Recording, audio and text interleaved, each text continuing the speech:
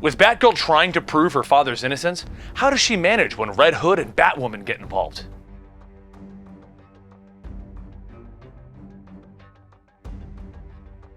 Welcome to the Complete Story Series. We take trade paperbacks and single issues and we break them down into digestible bites to help you understand. Then we read it dramatically back to you. All alterations to the panels, text, and images are to prevent copyright problems, and all art is owned by its respective companies. Don't forget to support your local comic book store by picking up the next issues to Batman Eternal so you can keep reading the story after we finish this video. We're ending this video at issue 21. When we last left off with Batman, he had just resolved the gang war and realized that there was much more going on than just a simple gang war. So he sent the rest of the agents of the Bat to go out there and resolve various other issues. But Batgirl has decided that she can't trust Batman, and she decided to track down the person who is framing her father herself. And she's gone down to Brazil and started acting very out of character. So Batman sent Red Hood down to give her a hand.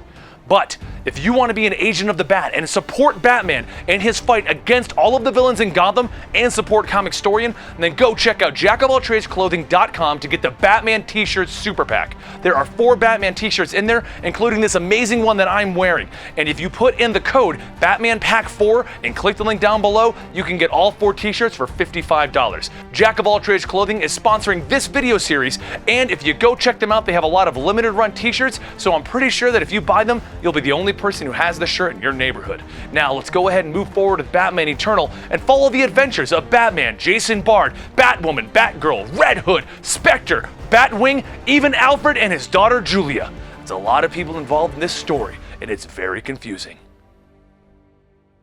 When we last left off, the gang war had seemingly been stopped. Batman had begun to work more closely with Bard, and Red Robin found a stowaway on his plane. "Harper, just come out. I know you're there," he calls out to her in the cargo hold of the ship. Red Robin has begun investigating children that have recently gotten sick with nanomachines. One of these children was Harper's brother. And when Red Robin decided to go to Japan to see if he can find the inventor of the nanomachines, Harper Rose stowed aboard. "You just let me crouch back there this whole time?" Harper yelled as she came out of the cargo hold. "Damn right I did. You stow away, you deserve 9 hours of sitting in a stress position. How did you even get on board?" "I hid right behind you the whole way, like a ninja."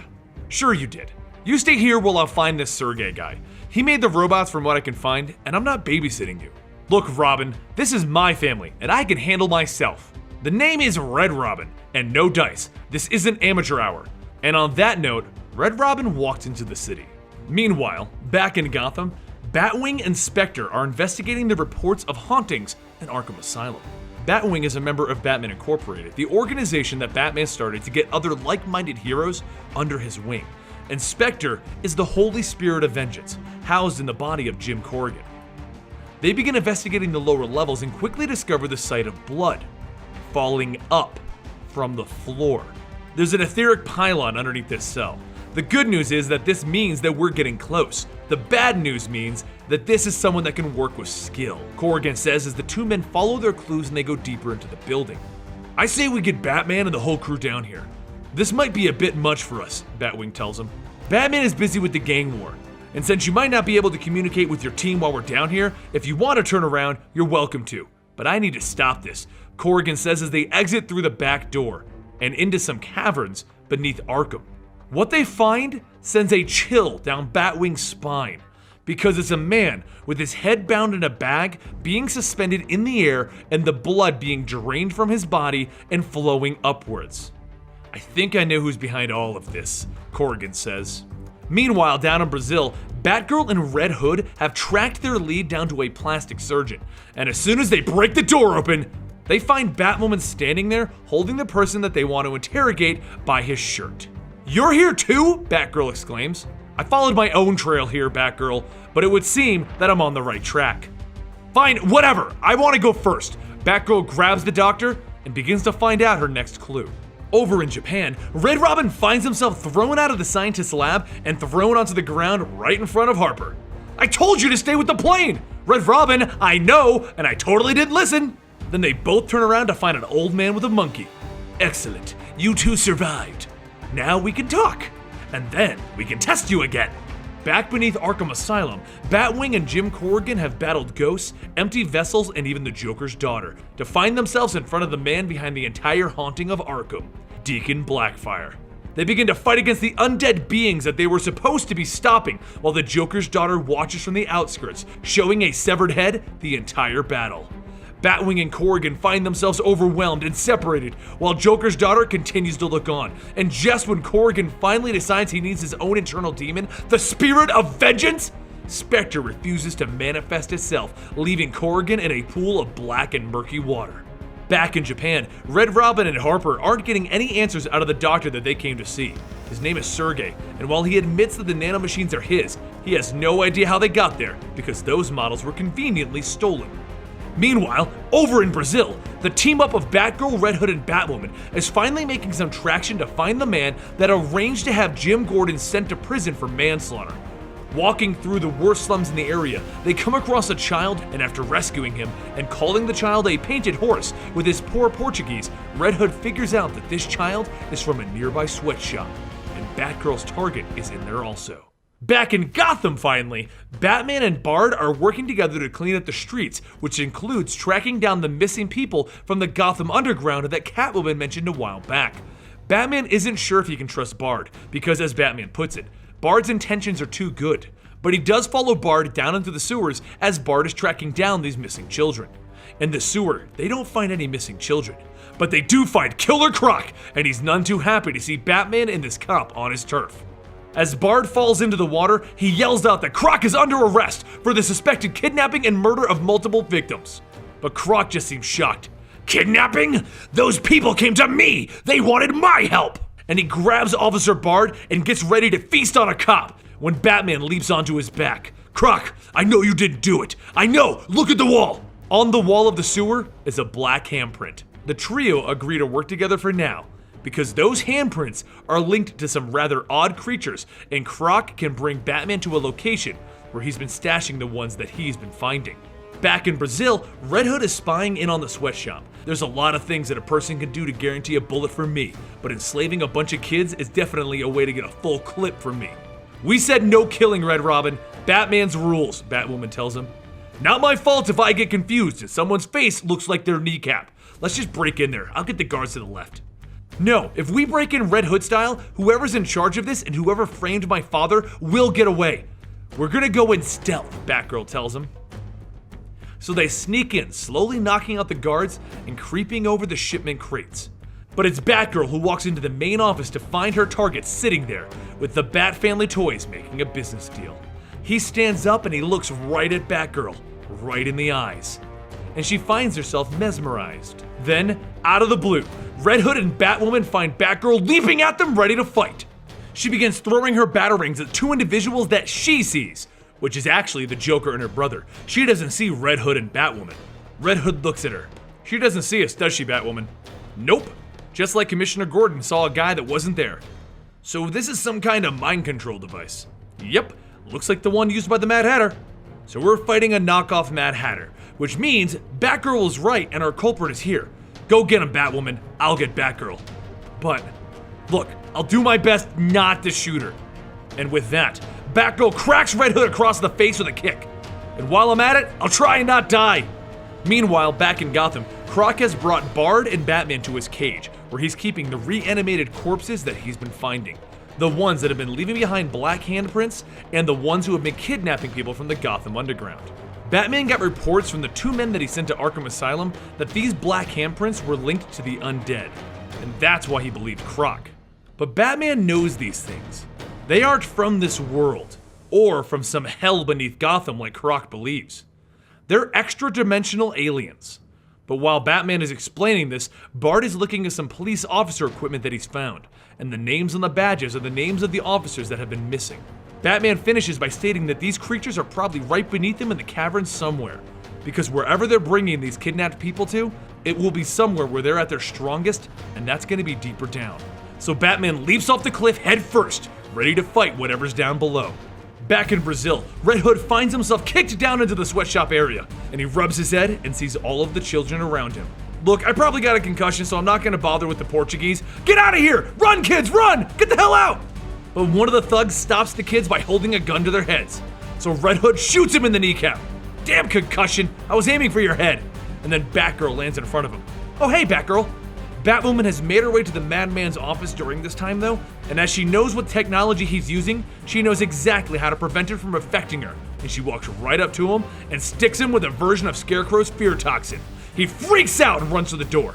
Down with Batgirl and Red Hood, he's finally noticed that all of the children have left the area. Haha, playtime's over. So he leaps right at Batgirl. I know you have a photographic memory, BG, so remember this, and you'll know that I'm not your enemy. The autumn evening, yellow and orange leaves, the dinner party at the manor. The whole time he's trying to remind her, he's literally letting her kick him around, uppercuts to the face, kicks to the head, and eventually, his entire helmet is cracked out. You kept looking away from me, and I thought you were nervous, liked me even. So I said, "What's wrong, Red?" And you gave me this cold, disappointed look and said, "You'll never be Dick Grayson." Come on, Batgirl, you have this photographic memory. Well, remember this because I only remember the important things. And with that finally jogging Batgirl's memory, she stops, and she falls into Red Hood's arms. Like the day that I finally got to meet Batgirl. Oh God, Jason. While they were resolving this, the good doctor behind the entire scheme, Dr. Falsario, has made his break out the back door, terrified out of his mind. And Batgirl sees him leaving and shouts, "He's mine." Back beneath Gotham, Batman, Croc, and Bard have already managed to find the extra-dimensional aliens and started fighting them back. Down there is the girl Jade that Croc was trying to protect, the one that begged for his help. And the aliens are moving so fast that they opened a portal back home as they try to suck up Croc's friend Jade. Batman moves quickly, firing his grappling hook to catch the young girl and pull her out of it. But as it turns out, the kidnapped kids were the power source for the portals, and it shuts down as Batman pulls her closer. The whole portal area begins to come down as Croc throws Jade over to Bard. Then both Croc and Batman leap off the portal area as it all comes crumbling down to the depths below. Batman, Bard, and Croc all brace themselves as they fall onto a ledge, and the whole group hits a safe spot. I got what I came for, Bats! So this is where we part, Croc says to Batman, but Bard pulls a gun on Croc. You're under arrest for the suspected murder of 3 Gotham City police officers. Oh, is that right? Back in your lair, there were the vests of missing officers. Those were dirty cops. But realizing that Bard's not gonna listen to reason, Croc pushes Jade to Batman and backs through a wall behind him, crushing the entryway and blocking Bard from getting to him. Bard then opens fire on the rocks, hoping to get in a lucky shot, but he doesn't succeed. Over in Brazil, Batgirl has finally caught up to Dr. Falsario, the man responsible for her father's crime and the true mastermind behind what happened to Jim Gordon. But just as she goes in to capture him, he's murdered by an assassin. Looking around, she sees nothing but a sword lodged into a tree. She walks back to the factory defeated, and Red Hood stands there with a flash drive. Don't worry about him, Barb. Batwoman pulled all of the evidence off of his computer. Your dad'll be going free. Meanwhile, back in Gotham, during all of this, Stephanie Brown has decided that it's time for her to do something. It's time for her to spoil her dad's clues. As the spoiler, Batman calls up Alfred, letting him know that Alfred may have been right. Bard might just be a good cop. So Batman arranges for the police to allow him to speak to Falcone, and he opens up their discussion by punching him across the jaw. You lied. You said that you had nothing to do with Jim Gordon's framing, but my agents found Dr. Falsario, the man that hypnotized Gordon, and he was murdered by a man on your payroll. We can tell because the assassin left behind a ceremonial knife that was passed from crime lord to crime lord. So I'm going to ask you one more time.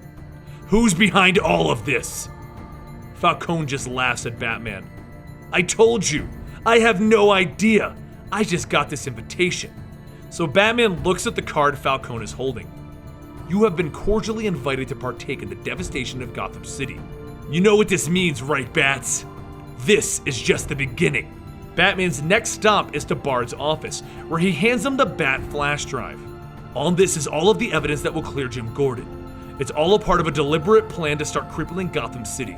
Who do you think is behind all of this? And Batman just stares at him. You don't know, Bard says sadly. Meanwhile, at the Wayne Manor, Alfred and his daughter, who he hasn't seen since she was a child, are finally starting to make headway and connect. When alarms go off in Wayne Manor suddenly, almost on instinct, Alfred walks over to a safe room where he walks Julia in before knocking her out and sealing her inside of it. He then walks out of there with her pistol and begins to walk through the manor looking for the invader. But that's when Hush comes out of nowhere and sticks a syringe into his skull. Back at Blackgate Prison, a man is standing in front of one of the cells. We need your help. We need the architect. It's time for your role in the grand design to come into play. And after leaving the villain's uniform behind, he steps outside the prison, revealing Jason Bard. His phone suddenly rings and he answers it. Is it done? Yes, the architect is in play. And Batman? He doesn't suspect a thing. Bard then breaks the thumb drive in half as he says to himself, Gotham belongs to us now. The story is only just beginning, folks. While we did figure out the kidnappings and Batgirl did resolve her father's problem, we still have Spectre and Batwing trapped beneath Arkham Asylum with some resurrected man. Red Robin and Harper Row are still trying to trace the nanomachines. Jim Gordon is still in prison, and Batman has no idea who's behind all of this. And if you want to see where Nightwing is, go check out our Grayson episode. And don't forget to check out jackofalltradesclothing.com, where you can use our current promo code. Follow us on Twitter and Instagram at Comicstorian, and we'll see you guys next time, right here.